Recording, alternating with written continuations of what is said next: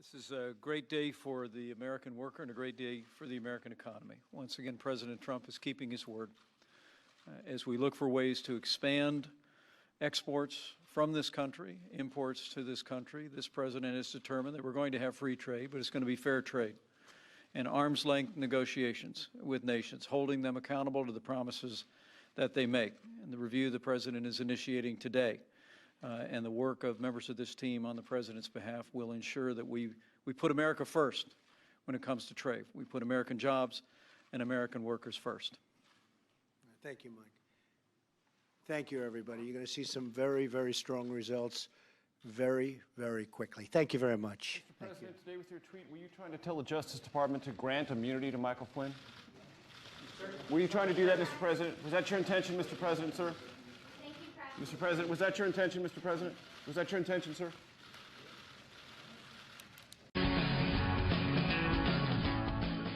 The climate has truly changed. Political climate, that is, America.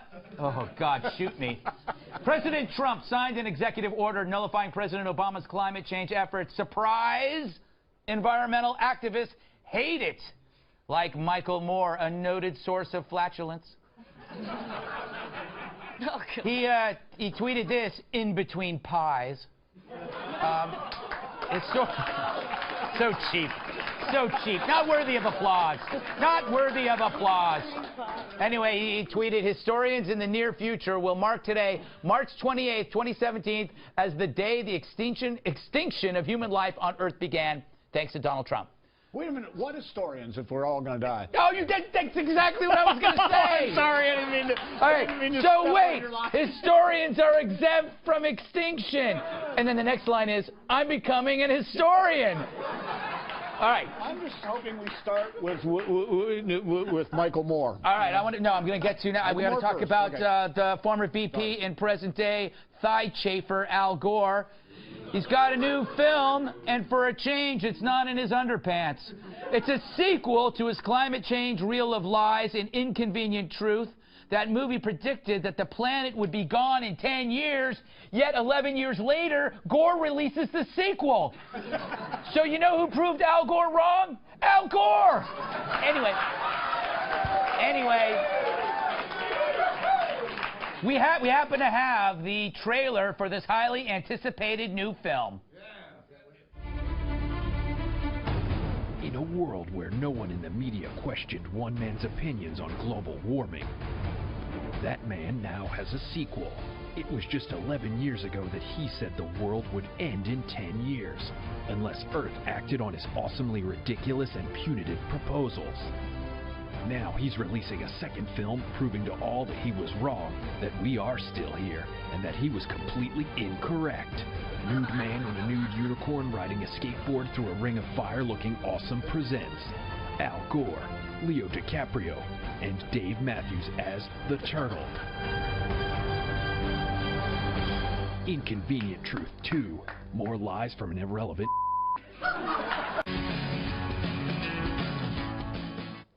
So apparently, MLB's opening day is near, and no, MLB doesn't stand for My Little Butt. It's Major League Baseball. And the Washington Nationals invited the president to throw out the first pitch, but he declined because of a scheduling conflict. It's noteworthy because every president since Taft, Steve Taft, with the exception of Jimmy Carter, has thrown out a first pitch at some point during their presidency. So is the president missing an opportunity to unite the country? We sent Tyrus to find out. Donald Trump, due to schedule conflicts, is not going to throw out the opening day pitch for the Nationals. Do you think that's okay? That's fine. But it's baseball. That's wrong. The only one who has never done it is Carter.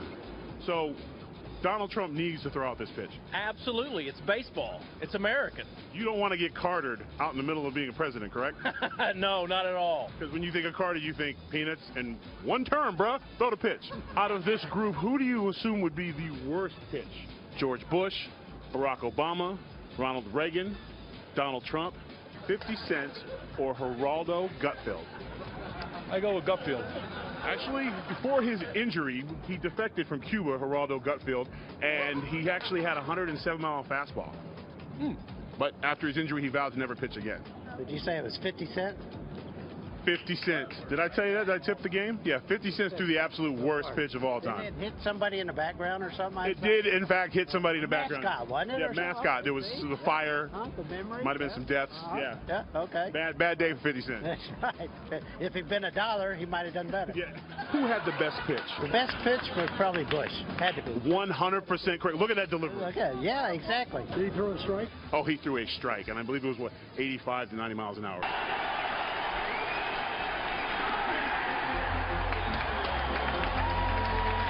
What is wrong with this pitcher? He's wearing a Nationals jacket and a White Sox hat. But if you're a diehard White Sox fan and you have to pitch for the Nationals and you have to wear their shirt, would it be okay to wear the hat? I guess. I'll pick for you. It's fine. Okay. Quit staring at my sweater cape. What is This this? is, it's fashion. I like it. I love it. I'm just wondering It's what one of a kind. Okay. It's not a poncho because it has a hoodie on the back. It's a sweater cape. Okay, Let's I get like back to it. baseball. Earlier I told you that story about Geraldo Gutfield. That was actually fake news. I apologize. That was not true. All those sources came from CNN. I apologize. But everything else on this board was 100% true.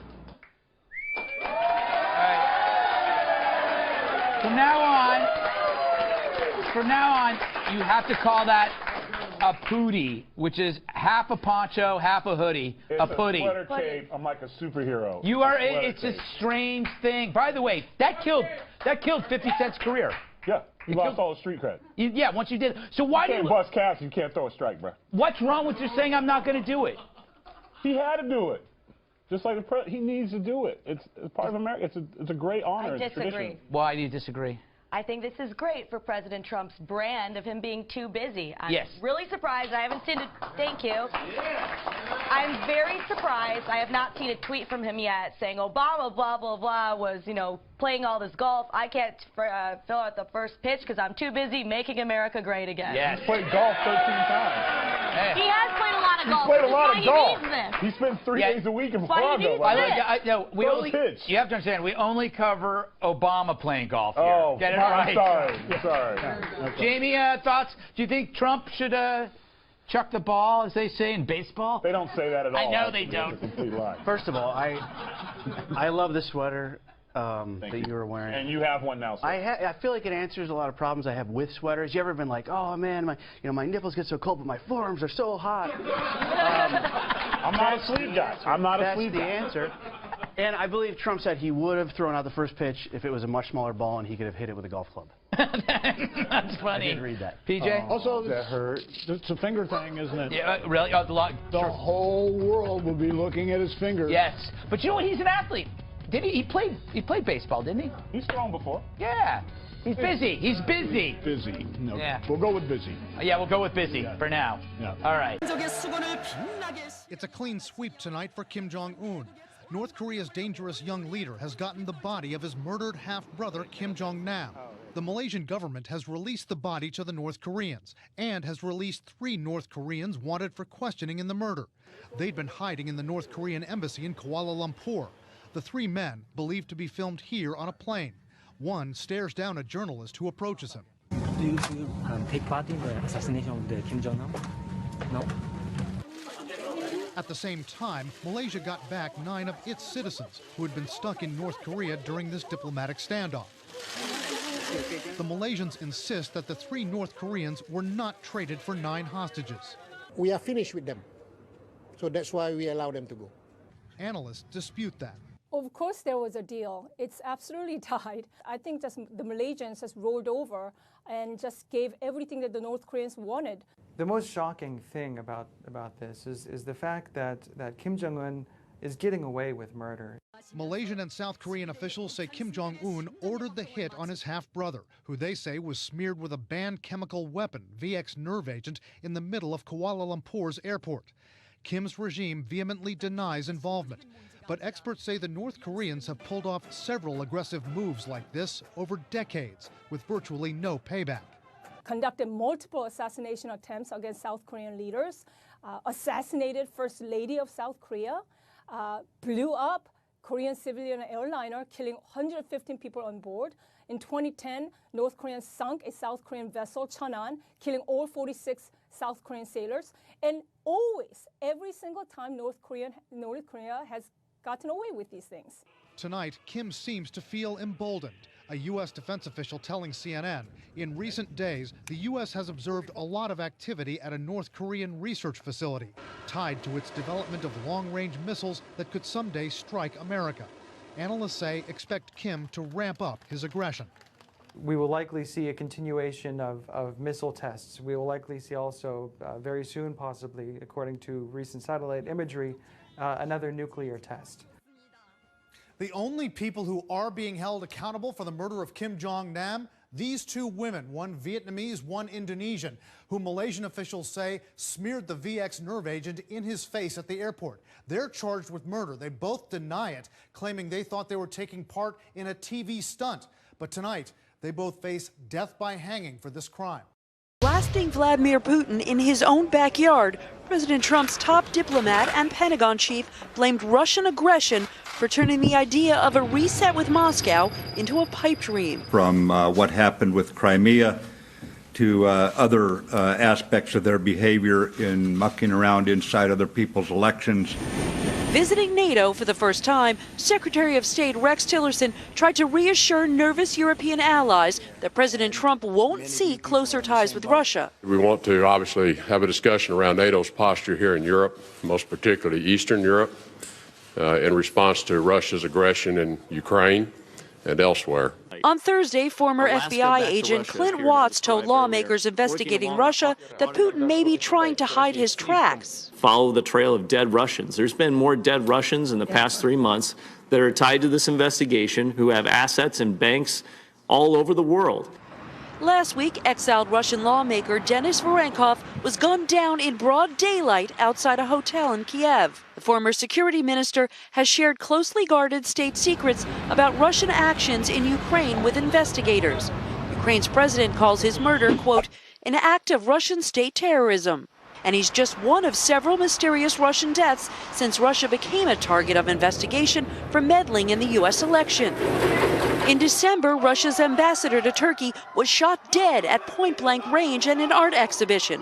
The shooter, a Turkish police officer, shouted, "Do not forget Syria," as he pulled the trigger. The same day, Peter Polishchikov, a senior Russian diplomat, found shot in the head in the bedroom of his Moscow home. And November 8th, U.S. Election Day, New York police were called to the Russian consulate to find diplomat Sergei Krivov unconscious. He was pronounced dead on the scene. Russian officials changed their story of how he died 3 times, from falling from the roof to a heart attack, before an autopsy said he died of a tumor. In all, 8 prominent Russians found dead since the U.S. election, 5 of them diplomats, including Ambassador to the UN Vitaly Churkin, who died suddenly of a heart attack last month. So, Jesse, I mean, it's fascinating to read over these documents and the reporting that the New York Times has now posted tonight. There's so much, for all the talk of how, Jared Kushner and Ivanka Trump have gone above and beyond the law in terms of getting rid of any ethical conflicts. There's a lot that's just not known about who Jared Kushner's family company, who's investing in it, what businesses from overseas are investing in it. You talked about a huge investment from a company in Israel, and obviously he's tasked with bringing Middle East peace. Right. I mean, Kushner Companies has 4 separate loans from Bank Hapoalim, which is the biggest bank in Israel, and that presents a couple of issues, right? One, Jared Kushner is, as you point out, tasked with doing peace in the Middle East. And then the other issue is that Bank Hapoalim is the subject of a very serious investigation by the Department of Justice here in the U.S. into whether the bank helped Americans evade taxes with undeclared bank accounts offshore. And so the notion that he continues to be the beneficiary of this business that he ran for many years, that is in business with the biggest bank in a country with whom he's going to be doing extensive work from a diplomatic perspective, is quite surprising. The finances of the president's closest aides, including his daughter, have just been revealed in the White House disclosure documents. We're now learning that Ivanka Trump and her husband, Jared Kushner, combined, their worth could exceed $700 million. Now, the couple collected about $195 million in income. This is according to a new financial snapshot of about 180 of the men and women serving in the Donald Trump White House. Before administration counsel advised them to resign from various postings, divest certain holdings, or recuse themselves from future decisions. CNN Politics producer Dan Merica is with us this morning. Dan, good morning to you. Morning. So let's start with Ivanka Trump and Jared Kushner. I mean, they are not the only wealthy aides, but we are learning a lot about their holdings as well as the other aides there in the White House, and there are a lot of millionaires around the president. Yeah, the form somewhat, confirmed what we already thought and knew about this White House, is there are a lot of wealthy people around Donald Trump. You remember he campaigned against people who, and Goldman Sachs and investment banks, but it's worth noting a lot of those people have come to the White House, come to his administration. You have people like Gary Cohn, his top economic advisor, made $75 million last year. Dina Powell, who was a top National Security Council advisor, made over $4 million last year, $3 million of which was in a cash bonus. But by far the most interesting is what Jared Kushner and by marriage Ivanka Trump, what they're worth and what they made. The $700 million is a huge figure, but if you dig down into those numbers, you see where that money came from and what must have been a very complicated process to divest himself from all of these holdings. Now, the biggest concern with the Trump administration has been the ability for aides and the president himself to benefit their businesses and then their bottom line through the presidency. You've seen Donald Trump for the last 8 weekends go to properties with his name on it, go to golf courses, go to his hotels, and now obviously he's at the president, he can go where he wants, but by going to those properties, he's giving them publicity that many places would die for, and that in turn benefits his bottom line. The questions about Kushner and now Ivanka Trump, who has become an informal advisor or an official advisor, a government employee, is will she be able to do that as well, and how are her holdings tied to her husband's? I'm joined now by Newt Gingrich, former Speaker of the House and a Fox News contributor. Speaker, thanks for joining us this morning. Glad to be with you. So let's get to that first. The president has taken to Twitter on this, and he has called all of this a total scam as this controversy continues. Is that something you agree with? Oh, I think in terms of the whole question of the Trump administration, it's an absurd story, but I think it raises two other questions. One is, was the Obama White House deliberately leaking, which would be a felony? Who was doing it? I mean, these are crimes. And I think that's a key part of this. And the other is, I think we should know what the Russians have been up to, but frankly, that involves the Podesta brothers, one of whom is a registered agent for a Russian bank. It involves all the different things that Peter Schweitzer wrote about in his book on Clinton Cash. And it's ironic that all of the real evidence of real money and real influence buying by the Russians relates to Democrats. There's no evidence that anybody was particularly being purchased on the Republican side, yet the committees, for reasons beyond my understanding, are narrowly defining what this investigation is about. It should be about the degree to which the U.S. is penetrated by efforts to corrupt our society and to purchase influence. Yeah, and you've heard that time and time again during those White House press briefings this week from Sean Spicer. He keeps saying that the media is obsessed with the process and not the substance here. That continues to be the White House narrative. But I want to show you exactly what he wrote in this tweet, the president. He said, "It is the same fake news media that said there is, quote, no path to victory for Trump. That is now pushing the phony Russia story, a total scam." Why do you think that the media is in such a frenzy over this? Oh, no, I don't think they're actually in a frenzy over this. I think they're in a frenzy. And this is the latest manifestation of that frenzy.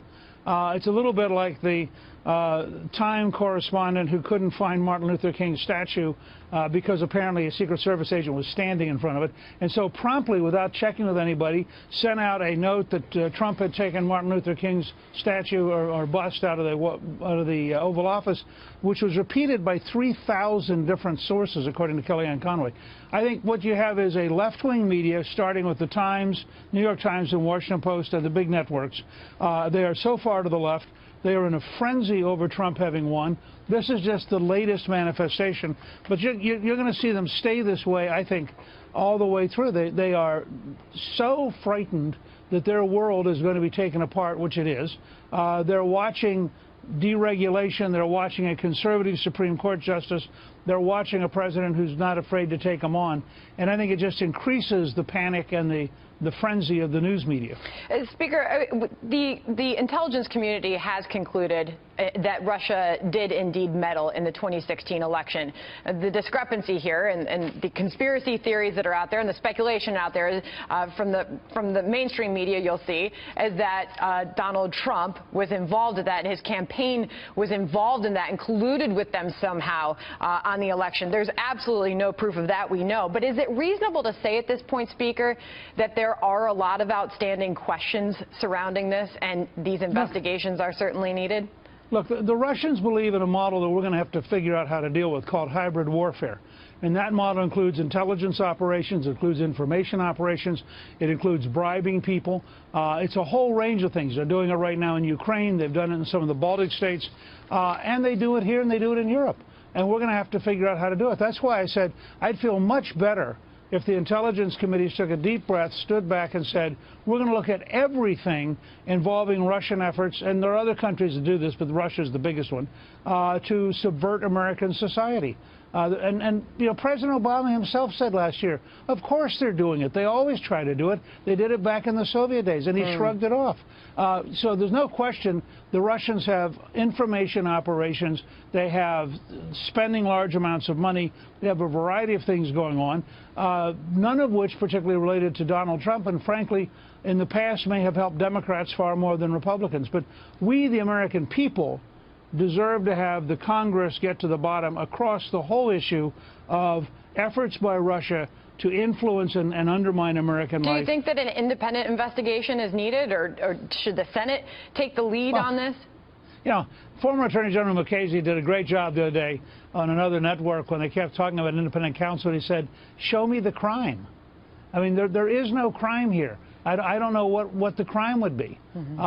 And there's zero question about any kind of crime by the Trump people. I think that the more you look at this, the more you realize this is hysteria in the news media. By the way, deliberately ignoring Director of National Intelligence Clapper when he says there was no collusion, deliberately ignoring James Comey when he says there was no collusion. I mean, we've had pretty definitive statements that nobody in the Trump campaign colluded with the Russians. Let's talk about Michael Flynn. This is Trump's former national security advisor. He was fired from the administration for not disclosing conversations with at least one Russian official. He is now asking for immunity in exchange for testifying on these Russian probes.